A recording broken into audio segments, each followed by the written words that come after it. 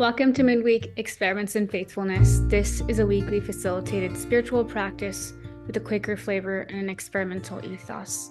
My name is Lahari, and I'm a program fellow here at the Beacon Hill Friends House, which is a Quaker center for learning and action in a residential community of about 20 people who live according to Quaker values. Tonight, we have May Hasbrook with the practice ReWilding Quakers, Resilient Joy. ReWilding Quakers is a three-part series of experimental living practice to stir our hope, joy, and communal care. This practice is to reinvigorate us beyond extraordinary respectability into embodied memories of being courageous in our present. Resilient joy is a practice to carry songs of transformation amid hardship. This noisemaking is a beauty way of being. You will unearth hope by listening to Quaker dissidents and cicada broods. All the while, we will creatively reveal from life's underbelly up to the sky. Now, I'm excited to introduce you to May. May resides on Wabanaki lands in Lewiston, Maine, and is active with Three Rivers Monthly Meeting. Her past creative projects span Michigan, Peru, and the British Isles. She also traveled in ministry among world friends. These days, May is steeped in repair work as a daily choice and a collaborative journey that carries divine promise. She draws up experiences as a survivor of violence, nearing 17 years of sobriety and identity recovery as a person of mixed lineage. In this series, May offers a frame of generative, life-giving practices informed by seasoned community work and diverse contexts, including Quakers of the U.S. Northeast. May, it's all yours. Thank you, Lahari. Welcome, everyone. And I'm grateful for Beacon Hill Friends House hosting this series. This is the second of 3, and they're freestanding, yet they have some linkages. I want to also thank Jen Newman, who's not with us tonight, but we've had an exchange since January about the series, and so it's really delightful to get to share in practices with each other and try out our experiments. So as mentioned in my bio, next week, actually, I'll be celebrating 17 years of living sober. About a month prior to sobriety, I began attending Quaker worship. It was early worship in a community room at a neighborhood bookstore with a very small group, fewer than our circle here and now. Later that same season, I joined a monthly home gathering for Quaker worship called Meeting for Healing. In a cozy cottage setting, we shared laughter and tears, partaking of pots of tea and a buffet table. Over time, we shared an abundance of friendship, learning, grief, and joy. Nourishing, yet not perfect, as conflicts arose along the way. These memories encouraged me during trying times. Last year around now, I made a last effort to mediate a very damaging and ongoing experience in an institutional setting. This step was a resignation of membership from my prior Quaker meeting. About a month later, I received a shunning email from local leadership, disinviting me to all gatherings. Between both of these, an unresolved experience of wounding and encouraging memories from initial Quaker days, I am drawn to listen deeply to the heart or essence of being human with one another. This series, ReWilding Quakers as Living Practice, arises from the consistent care and challenge provided by community. I'm grateful for the nurture and plain-speaking souls of Three Rivers Meeting, a hybrid, mostly online community. In this session, as we unearth a practice for joy and resilience, or combined resilient joy, let's lean into a real-time hospitality among one another, co-creating a circle of being human, our hearts synchronizing for a time. So I want to invite us in that spirit to take a quiet minute to close our eyes, if we're comfortable to do that, to reach inwardly and gently recall an experience of warmth and connection that is a being human among welcoming beings. As that memory rises up, honor its sound, smell, feeling, or other embodied moments. So again, the invitation is to gently recall an experience of warmth or connection that is a being human among welcoming beings. So I'm going to hold silence for 60 seconds while we do this.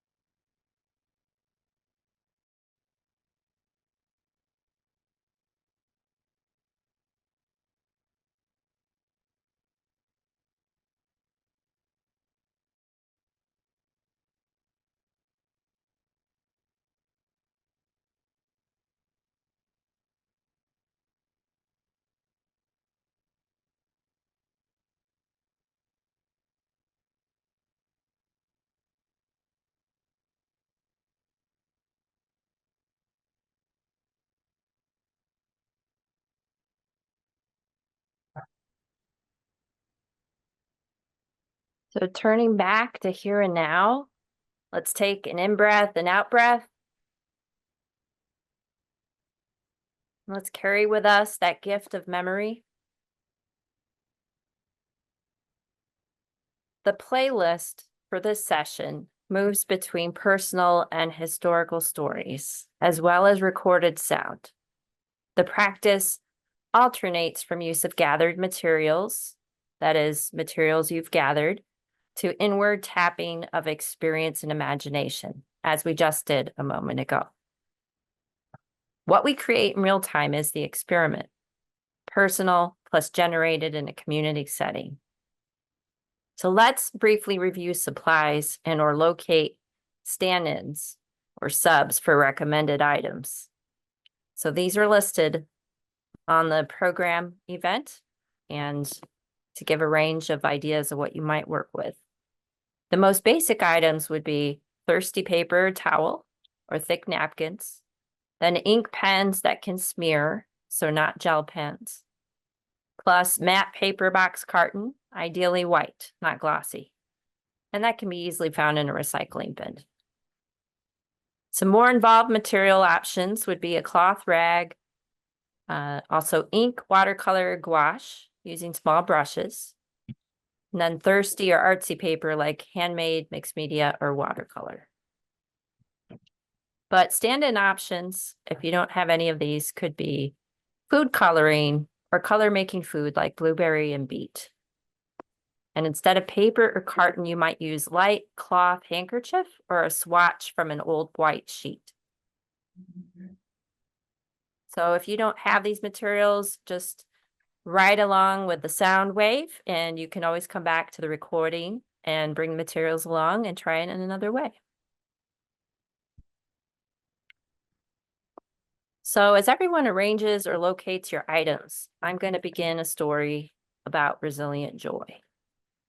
And it is not a linear story. It has moving parts. And I'll pause along the way of the story to offer prompts for each creative step. But in your own listening, please notice what senses are arising or evoked. What may tickle or scratch in your hearing? Also, tend your body as needed, stretching or drinking water. Feel free to get water as you might need it.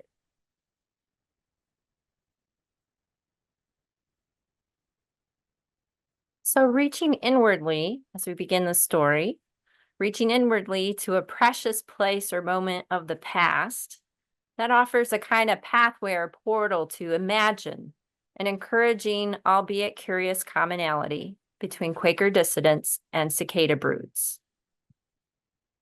Indeed, it's true. As a focus, the common ground is toward unearthing joy amid life's hardships or finding joy in being human. An odd coupling, Quaker dissidents and cicada broods are peculiar among their wider circles, respectively, faith lineages and insect species. The original Quakers are reputed dissidents writ large as contemporaries of the Reformation and English Revolution. And they're often lifted up as dissidents among dissidents. So we tend to remember First Friends or Gen 1.0 in an elevated way, where it's very exceptional to those who followed. A noteworthy pattern about Friends that compels me, though, happens across generations. There are a few Friends who get remembered as dissident among Quaker circles. That is, those who take issue or make a lot of noise among their own generation of Friends. Generation 3.0 Quaker Benjamin Lay was such a pot stirrer. A very early advocate of abolition, he stood toe-to-toe with influential colonial settler Quakers in Philadelphia. His membership was stripped twice from different meetings across both sides of the Atlantic. So here we're going to make our first pause in this storying of resilient joy. And it's a step for you to take with the materials. And if you don't have materials, you're going to be creative however you choose to use this time. So you want to ready your paper or carton or fabric and recall your sensations during this portion of listening, as I shared about this odd coupling and Quaker dissidents. Select a first color from your ink, wet media or substituted kitchen item, just one of the colors. And want to invite you to begin moving your one color over your surface, however you like.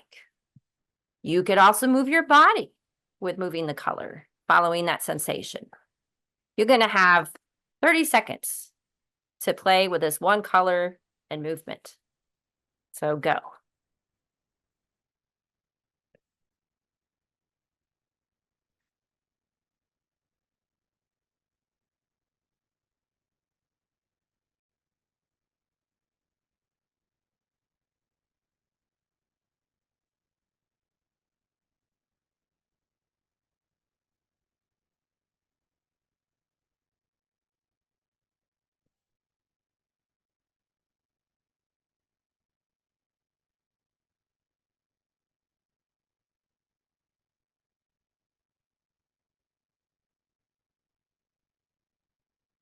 That's been more than 30 seconds.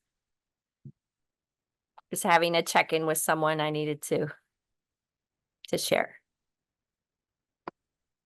All right, so let's take an in-breath, an out-breath, releasing that sensation and laying down that one color. And we're going to continue on the pathway toward resilient joy, or the storying of the pathway. Part 2 is about cicadas. Cicadas are the longest earth-burrowed and the briefest earth-surfaced of insects. They are grouped as broods, and broods live below ground for different numbers of years, often 1 to 9. Each brood emerges skyward the same year, and most cicadas arise one by one from each respective brood.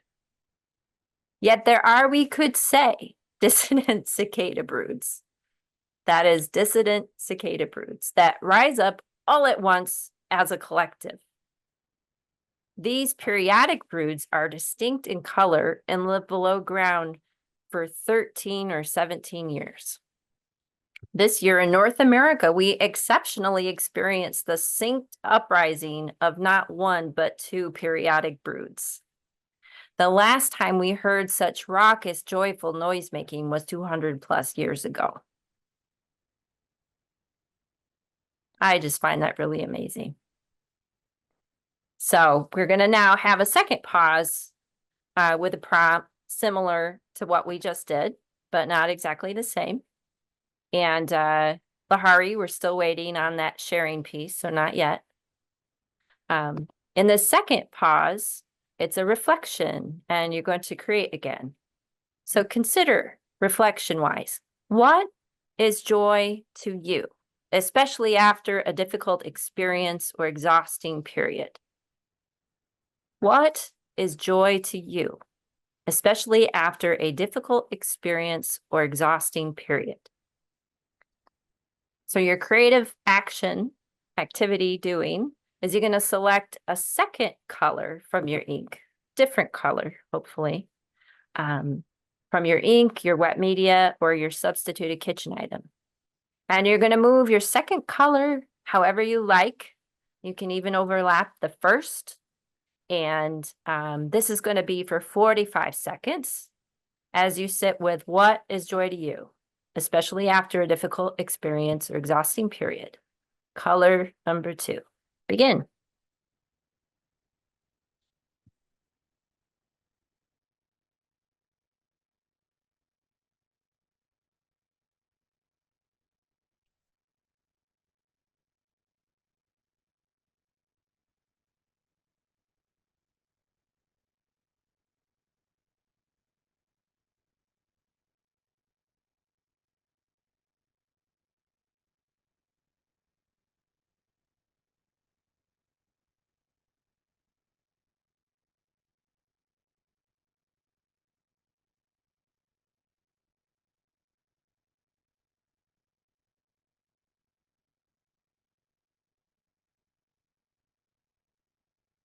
Okay, and stop.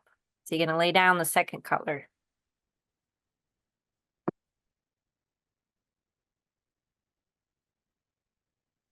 And consider as you lay that down, that color, and take an in-breath and out-breath.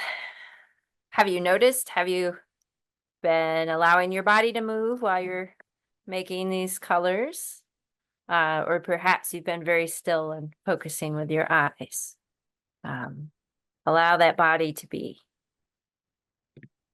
So here on Resilient Joy, a journey of aligning, this part 3 outbound portion, this closing prompt. So I'll read out for you the story in part. However life is flowing for you these days, whatever hardship you may be enduring or have arisen from, I hope this wavy story resonates in some way. Perhaps encounters with the underground or life's underbelly offers support as you make way along the top side as two-leggeds. Perhaps listening in new ways interrupts or even transforms life's grind amid worldwide wars.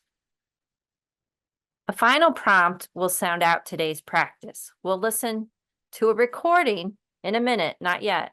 We'll listen to a recording of a periodic cicada brood.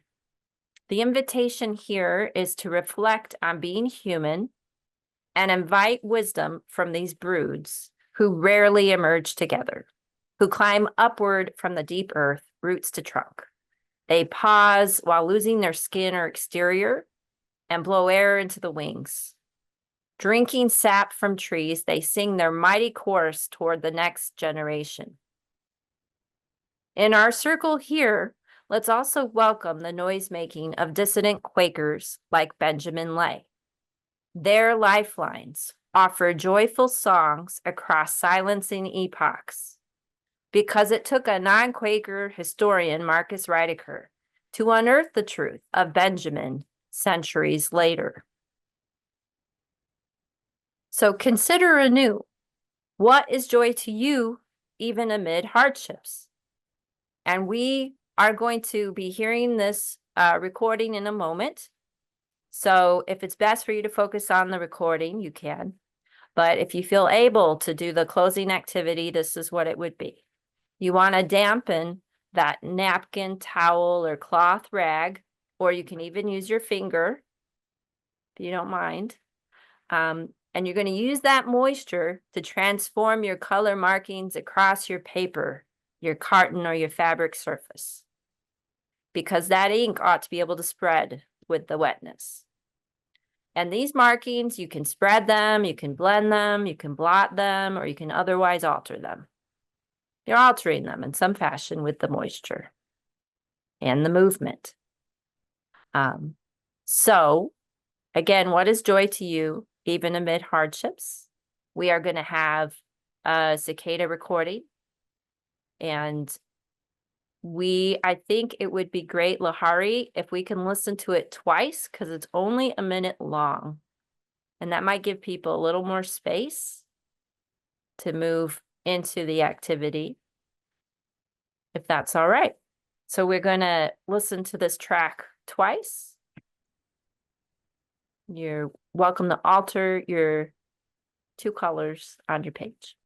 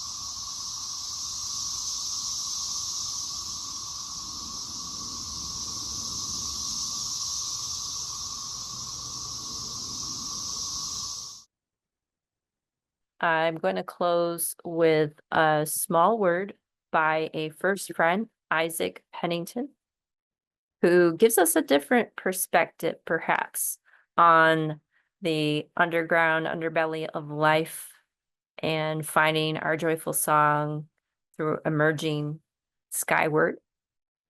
So as I read this, then we will switch over, then the recording will stop, and we'll switch over to a time to hear from each other about our experience and perhaps share any questions, delights, or challenges that we are experiencing on our own journeys right now.